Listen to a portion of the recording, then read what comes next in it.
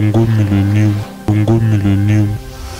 Bino balandi ya Congo Millennium lelo penza mingi ya Tatiana azaki invité et longo na émission na biso l'invité poto sombiti na makanisi ensemble na ba artiste nyonso o bazaki awa présent to so la pena ba journaliste par rapport lelo ezali journée o ya échange de vœux ya Sokoda basaka journée moko na mukolo ya Sanza pour que ba pesa donc sotope comité na bango ba pesa yango na maboko ya Nzambe yango ba feta ka baliaka. C'est pourquoi Bomoni Pendengeni ni moi Milulu, moi Loyembo ya vieux Verkis ou azali président à Sokoda a presté moi Mouki et ça li peut vrai bien na balandinyon so ya Congo Millennium. Sinon penza hein, toza na des annonces directement na annonce sangana na des annonces. Merci beaucoup na bino ba diaspora nyonso ba bozo andabiso libanda. Merci na ba encouragement na bino.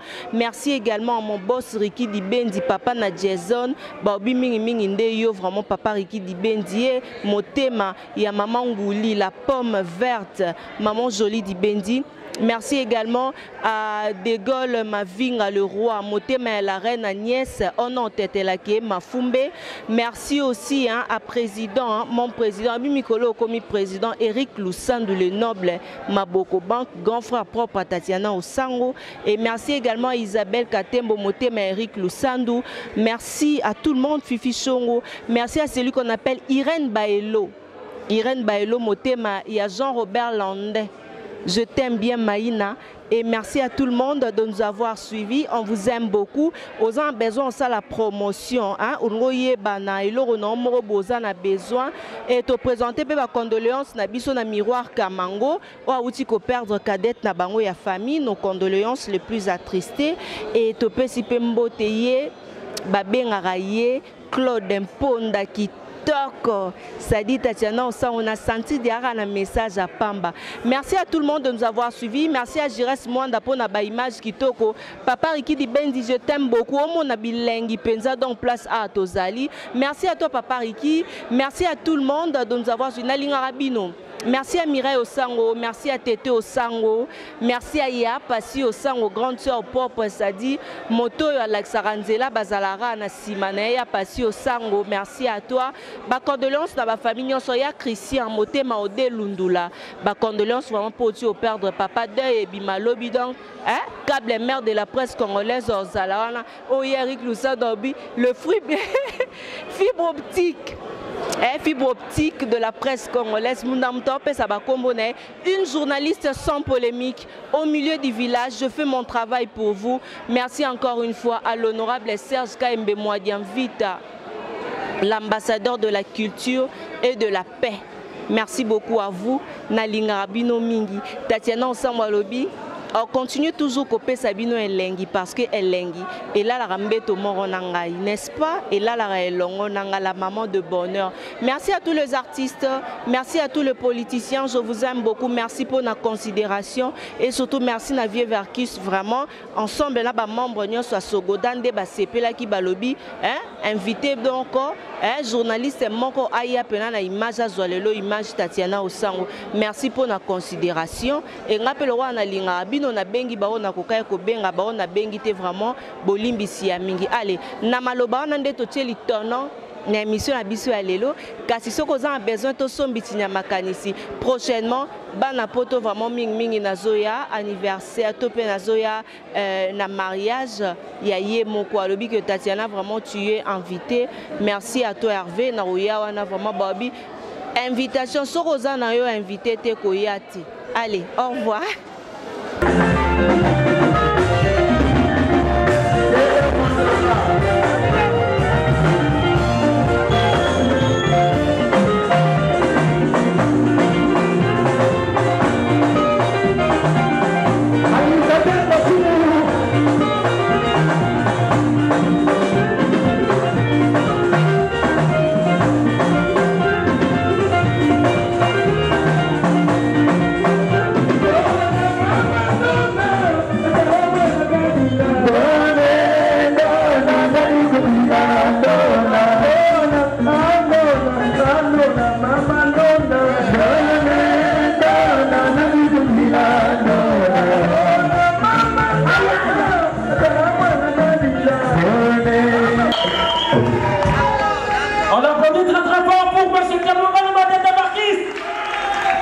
Vous avez pu constater avec moi qu'il est non seulement virtuose saxophoniste, mais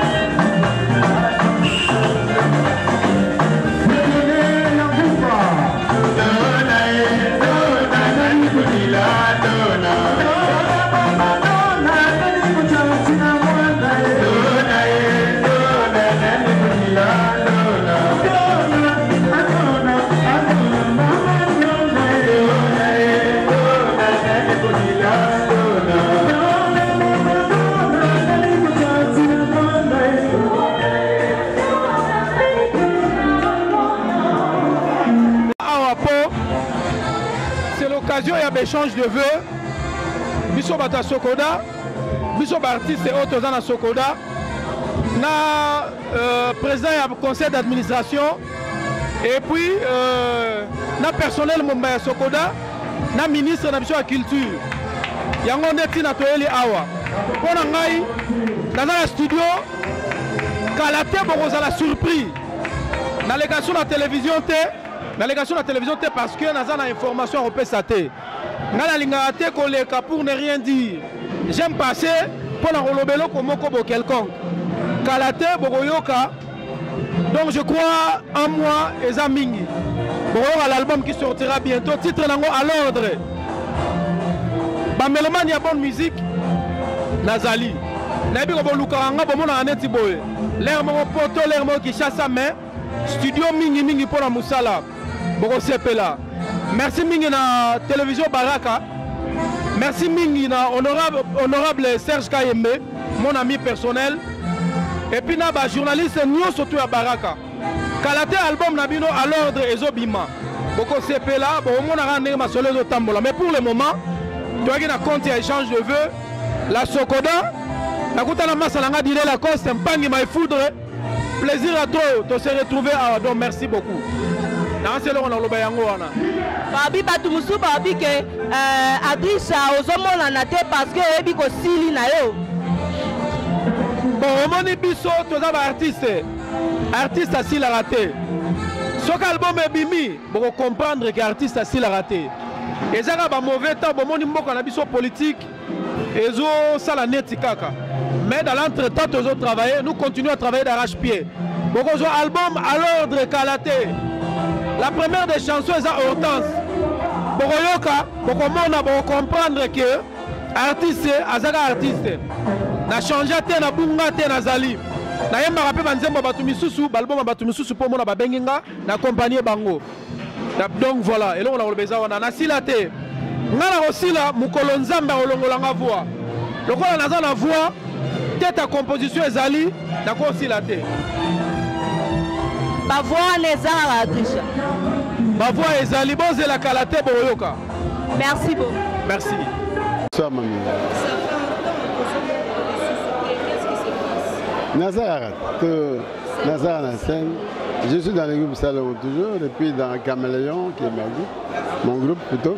Mais je passe le groupe Salon tout le mercredi à 21h et parfois il y a la rediffusion le lundi matin. Et puis dans les rediffusions de la RTNC2, on rediffuse nos vieilles pièces. On me voit, je suis là visible.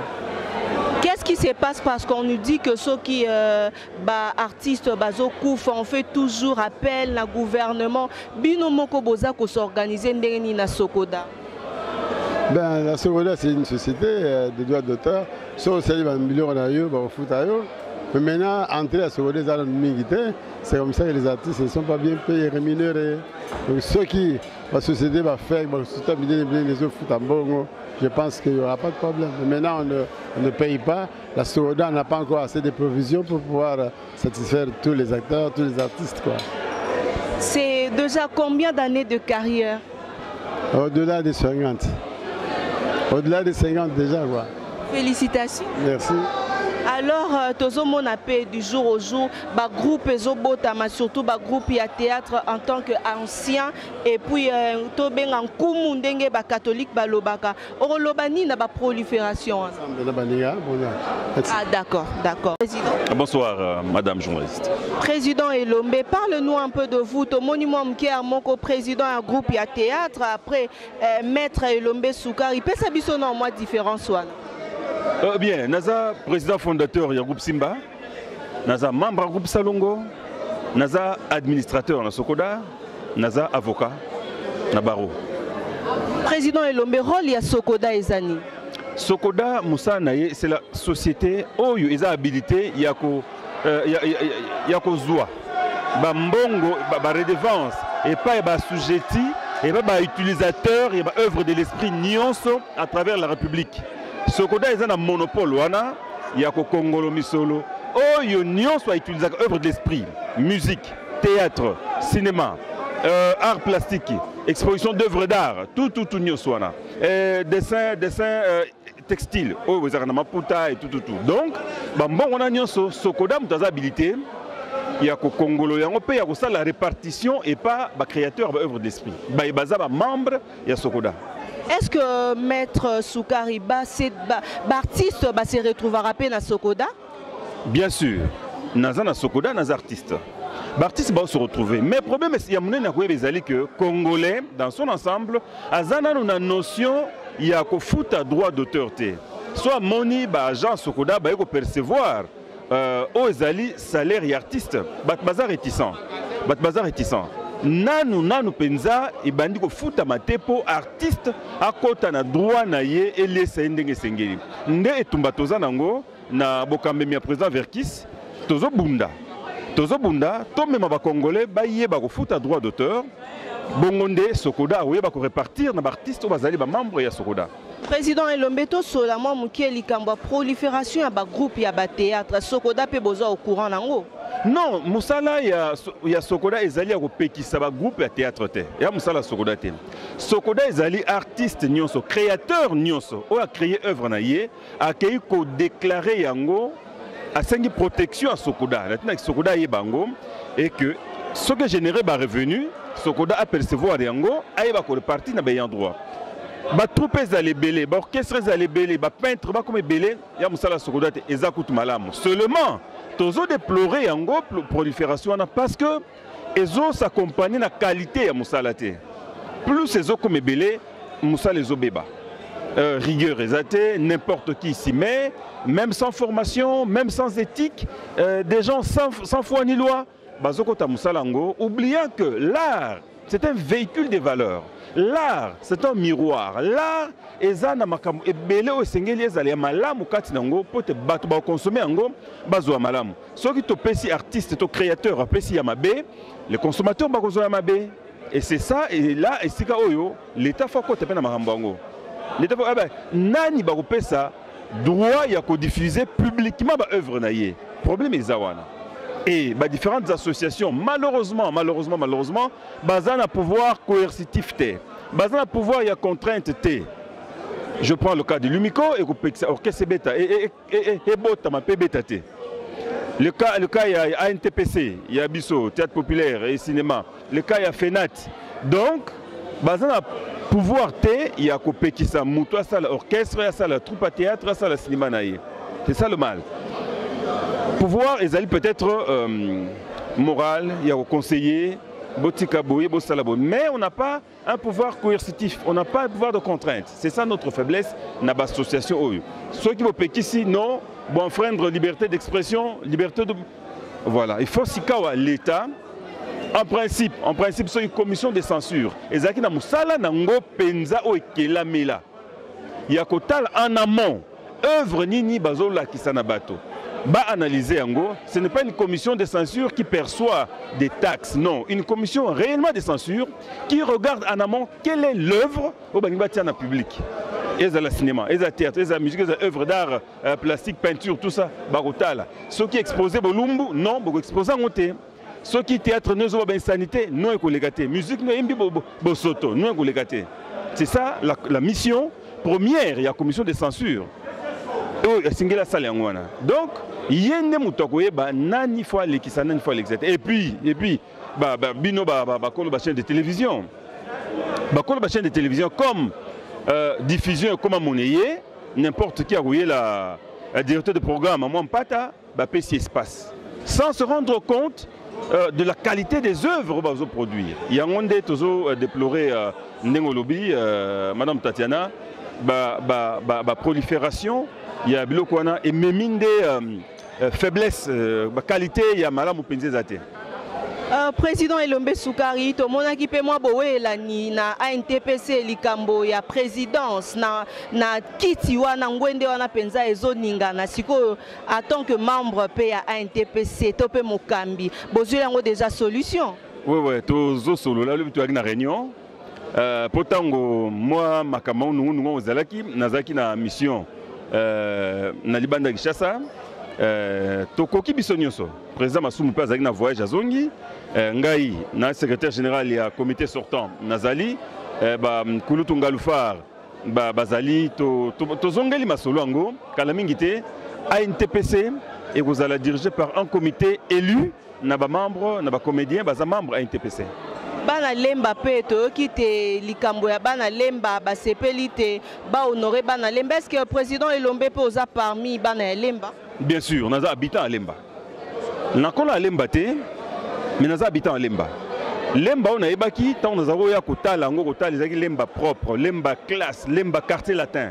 Mais les lom bana lemba bazu conscience que to zongi sa lemba ndezalaki babandi ko banda je crois festival Mwana Lemba ezo banda bientôt en mois de mars bisonyo soto soutenir yango pour ezongi sa ba valeur wana pour ela musalemba Mwana Lemba azana comportement Mwana Lemba azana éthique Mwana Lemba azana etambole limoko oyo ezala toujours différent. Il y a ba commune ebele ba commune mususu je peux dire ba commune mususu Lemba envahi par la mentalité et outil banda et baby Lemba. Lemba faut zonga quartier latin. Il n'est pas trop tard pour corriger, il n'est pas trop tard pour mieux faire.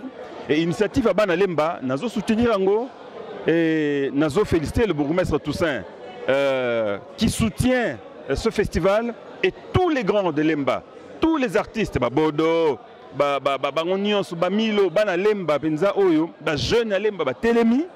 Je suis avec eux et ensemble. Parce que nous avons tata lemba, bana lemba. Donc nous avons lemba comme ma belle lemba comme toi bana lemba. Et biso to poni lemba, il faut to vivre dans la lemba. Biso yebaka tant to ngaba, to zo na lemba. Et c'est différent. C'est différent. Environnement lemba za o ezali loté. Lemba ba caniveau ezaki curé, lemba ba tunnel ezaki propre, lemba mentalité bana lemba ezaki différente na biso bana ngaba. Je le dis. Parce que tondo utangaba tozoya ba réunion comité des parents ezaro za na Saint-Théo, bana minga lemba batanda d'internat. Et à lemba on parlait français. Ndako yo subabi lingala ngo lemba ezaki lingala ba yankete, lingala lemba. Vraiment c'était bana lemba manière, bon comportement. Propre na nzoto, propre na bongo. Et dire que la grande université ou l'université mère et république est à Lemba. Pourquoi pas nourrir Lemba? Merci beaucoup, Président. Je vous remercie. Oui, bonsoir, maman. Président Vercus, to monien au sangisi ba membre nyonso ya Sokoda pour la journée à Lelo, na likanisi nini? Ça dit to démontrer na batuke biso tozana bo sembo. Tozana batu nyonso na biso na maboko. Soko likambo ezali to arranger kango biso moko kaka boye. C'est pour vous dire que vraiment sikoyo en tant que côté ma casse.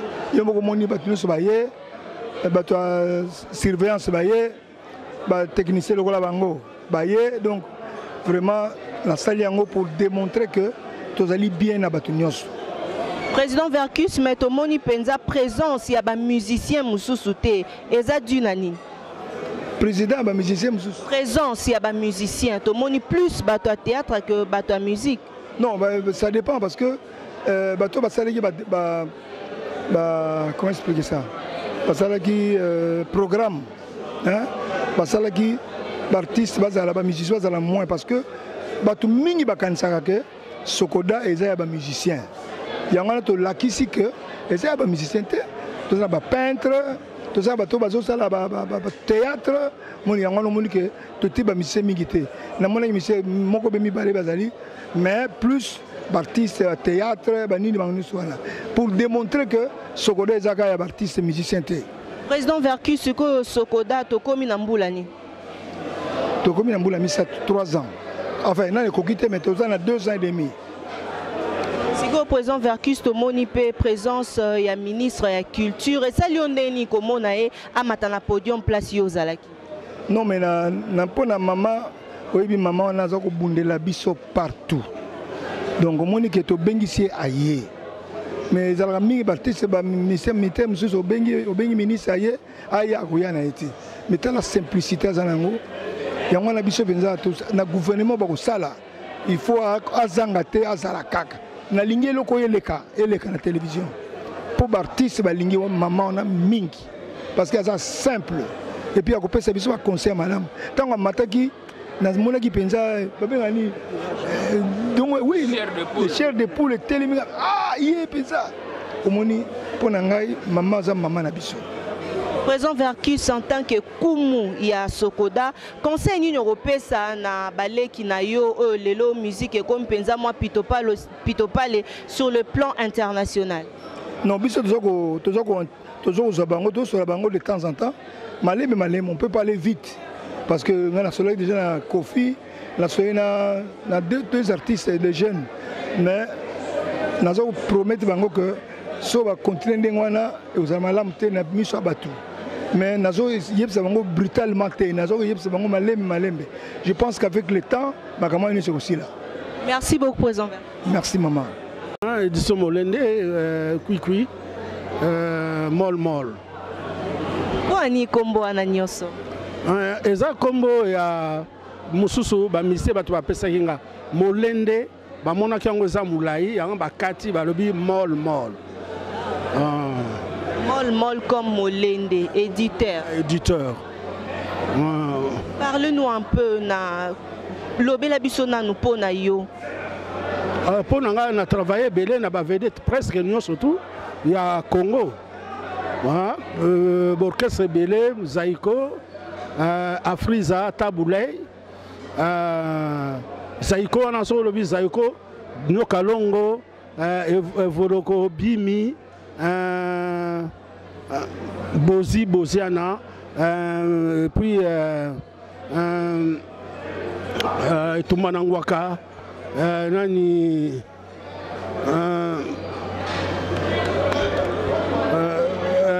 Didogo, alors Didogo, et puis on a travaillé sur la chama, Mopero, Mambolei.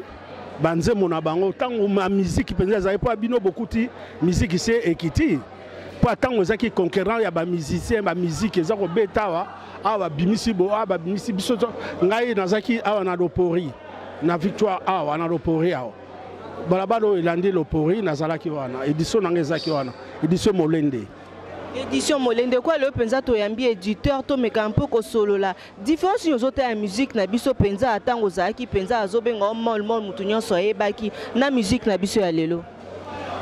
Presque musique a changé mingi parce que l'éditeur bazalaki très important na ba musicien pour azako bimisa mbongo na e ba kota be studio musicien akosa la œuvre ya mabete ayemba n'importe quoi ezalaki te. Parce qu'il faut corriger, parce que censure est réaliste.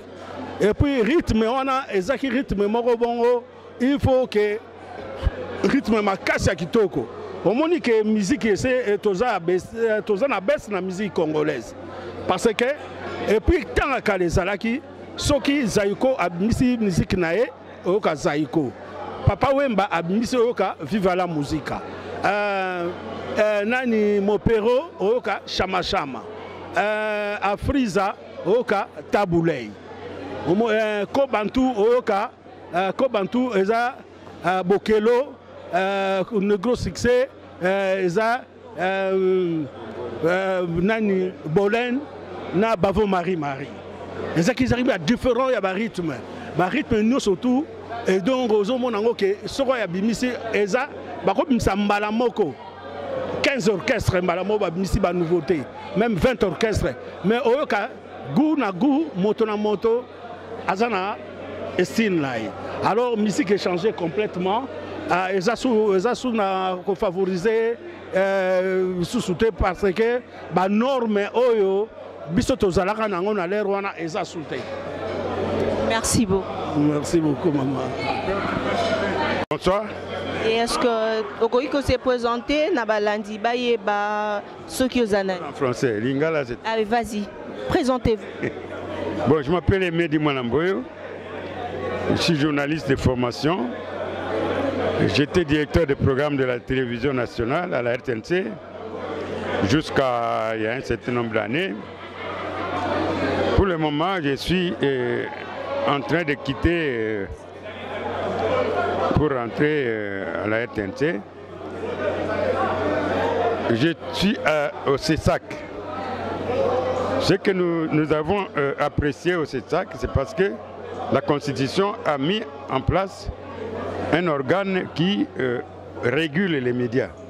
Réguler, ça veut dire suivre les médias et détecter parmi les écrits des journaux, les émissions de radio et de télé, ce qui ne va pas, ce qui est contre la déontologie, contre l'éthique, et les dénoncer. En principe, il y a déjà ce qu'on appelle la censure. Mais la loi sur les médias interdit de censurer. Donc, il faut une régulation. Ce que je pouvais ajouter pour la question que vous avez posée à mon collègue de Lingala, moi je suis à la Sokoda comme membre du conseil de surveillance. Le conseil de surveillance, c'est l'équivalent de ce qu'on fait au CESAC, c'est-à-dire la régulation. Nous essayons de voir si le conseil d'administration de la Sokoda travaille comme le demandent nos statuts, comme le demande le règlement général de l'Assemblée générale, pour les intérêts des artistes et des créateurs des œuvres d'esprit. Voilà. Aujourd'hui, puisque vous avez posé la question, si nous sommes ici, c'est pour sacrifier à la tradition. La tradition veut qu'à la fin d'une année, ou en début de l'année suivante, on se retrouve les enfants d'une même famille, d'une même société, pour faire le bilan. Et si on ne peut pas faire le bilan, au moins, on se souhaite les meilleurs vœux pour l'année qui commence ou l'année suivante. Voilà pourquoi nous sommes ici. Et le président Kiamangana, qui est à l'initiative, a invité notre ministre de tutelle, le ministre la maman ministre de la Culture et des Arts, et lui a présenté ce qui a été fait l'année 2017 et ce qu'on compte faire pour l'année 2018. C'est à l'appréciation de chacun. Ce qu'il faut savoir, c'est que nous avons l'ambition de revigorer, de redynamiser la Sokoda, Société congolaise des droits d'auteur et des droits voisins, pour que les gens puissent oublier l'image de la société que nous avons, que la Sokoda a remplacée, c'est-à-dire la Soneka. La Soneka a été vraiment gérée. La plupart des gens pensaient que la société de droits d'auteur, c'était seulement pour les musiciens. Non, pour le moment, nous sommes dans la lignée de ce que font les autres sociétés de par le monde. Toutes les disciplines de l'art se retrouvent. Cinéma, théâtre, poésie, littérature, cinéma, musique, et tout. Tous les arts, quoi. Y compris les arts audiovisuels, qui est la télévision qui vient de s'ajouter aux 7 arts primitifs que tout le monde connaît. Merci beaucoup. Allez. Bonsoir. Président Tomonio lisusu lelo awa oza invité na Sokoda. D'abord oza ko occuper poste ni. Nga nazali administrateur dans Sokoda na compte ya artiste ya théâtre cinéma. Président mais babi bozolia mingi ba artiste bazolia te.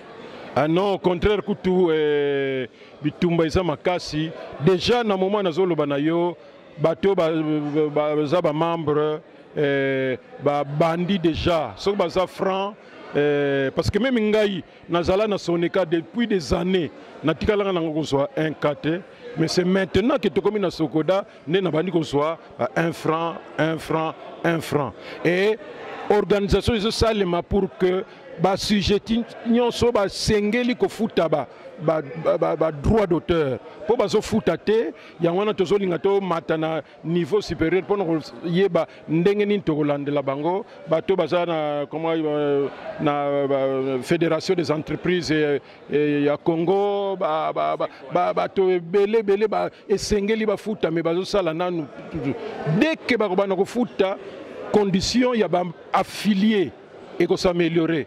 Parce que ce n'est pas le fait d'être artiste que Sokoda ko s'occuper na yo. Il faut affilier ou déclarer ba œuvre na yo pour que maintenant Sokoda abana ko landela ba droit na yo na ba droit voisin. C'est important. Pour mingi ko mona soki bazana non fonction tout ça bazoccuper comment on appelle ça, caché. L'artiste ne vit pas seulement de cacher. Pour cacher, ceux qui exercent même maladie, vieillesse, ou koufi, mais le droit d'auteur, moi si na yobana, continuer à percevoir yango. Yango na batmingi ba comprendre surtout ce que muta komi na loyenge, akomi na succès, akomi na loyenge, alingo raisonner sous malamu te.